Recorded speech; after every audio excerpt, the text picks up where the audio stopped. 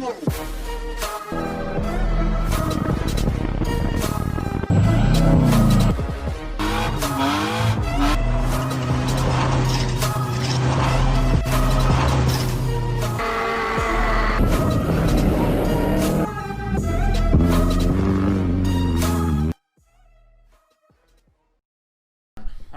so some big changes have come in with the Legends car.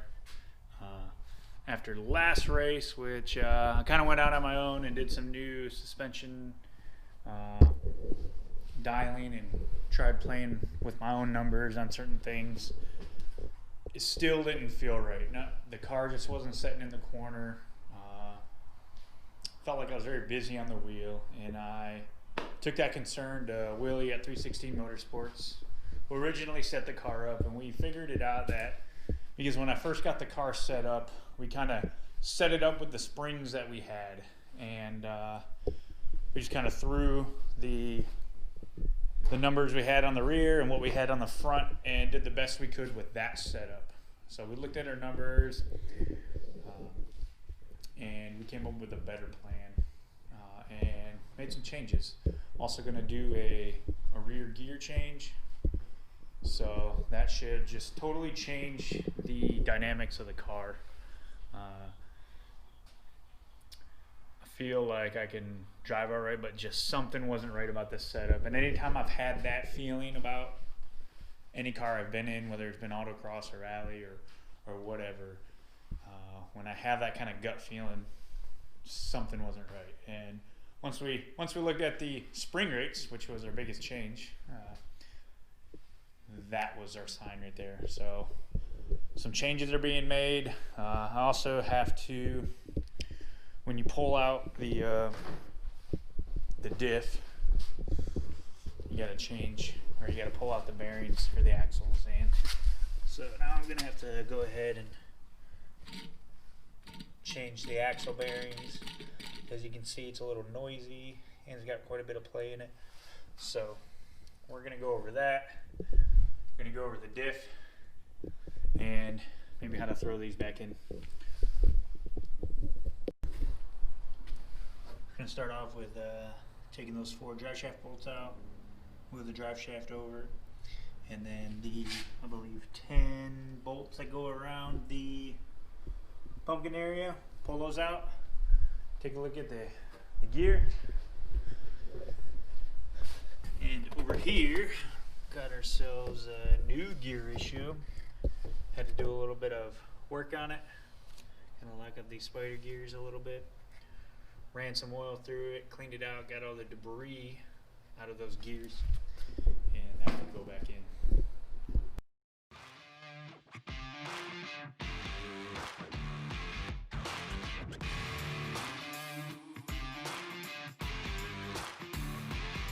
Alright, there you have it. You got the rear spooled differential out of the car, 9 bolts, and it came out.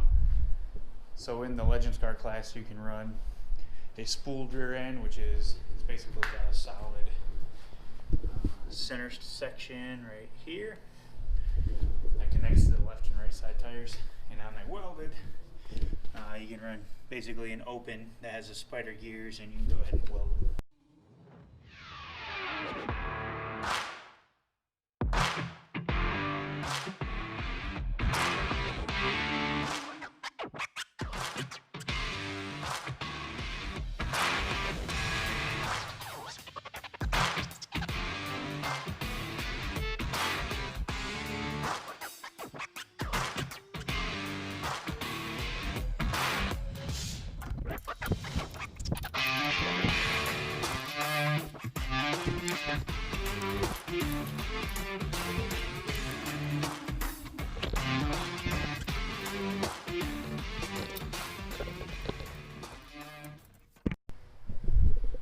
Alright, so I got the rear diff in, got the drive shaft hooked up.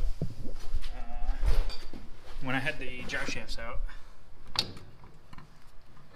I noticed the seals needed to be replaced, and it's just something I'm going to do while I'm in here,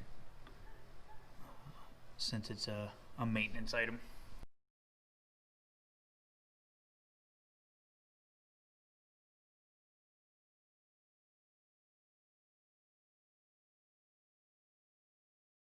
until now, I've basically made all the changes that I need to before the next race. On the schedule, we got a Racing for Heroes practice day with all the local dirt track cars that run the Racing for Heroes logo. There's a bunch of us, quite a few legends. We got some other veterans in the local area that dirt track race. Doug Penny, he's last year's crate modified champ. Kind of my Crack and Skulls partner, Jerry King. Willie Ridenhour, the 316 Motorsports owner. He's also an active duty veteran. And a couple other guys who've been supporting RFH over the years. Following week at Fayetteville, we're doing the Sweetheart Race, which is a Valentine's Day race. INEX, we're now running INEX rules, so everything is per the INEX rule book, so that'll be fun. And then come the end of February, we got a 4-day race starting the 24th, I believe. 24th, 5th, 6th, and 7th. That's 4 nights in a row at Fayetteville Motor Speedway. It'll be a good little half week of racing and a lot of INEX points. North Carolina is pretty stout with their talent. Every time they go to Dirt Nationals in every division, we got guys that are running in the top 10. So if you can run top 10 locally here in Fayetteville at the local track, then you're doing pretty well in general. This class, the thing I lack is the setup knowledge and experience. Everything that I used to do before doesn't always translate over to this dirt track stuff, and it's just taking time to get used to the setup and the know-how and what the track does over the night, and then what you have to do to compensate for the track. So it's fun. It's a steep learning curve. I've only done 7 races in the car, and it's by far one of the most challenging dirt track cars to get into. So I look forward to it, and we'll follow up with the test race day and the 4-day races.